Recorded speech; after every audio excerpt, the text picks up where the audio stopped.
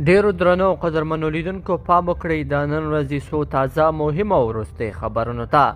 لومړی خبر: سیګر یا د افغانستان د بیارغونې لپاره د امریکا ځانګړې ادارې پلټونکي ویلي دي چې په تیرو 20 کلونو کې د په جګړو کې له 80 څخه تر 80,000 پورې افغان ځواکونه وژل شوي دي.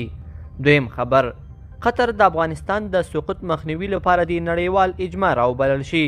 د قطر د بهرنیو چارو وزیر محمد بن عبدالرحمن الثاني ټینګار کړی چې د افغانستان د سقوط څخه د مخنیوی وشي او د دې کار لپاره د یوه نړیواله اجماع راوبلل شي.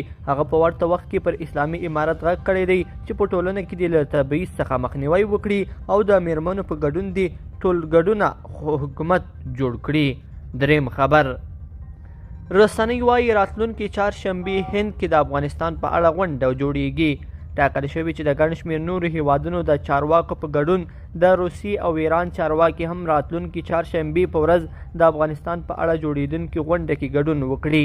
چین په دې ناسته کې د خپل ګډون په اړه تر اوسه څه نه دي ویلي، خو پاکستان لا له وړاندې ویلي دي چې په دې ناسته کې به ګډون وکړي.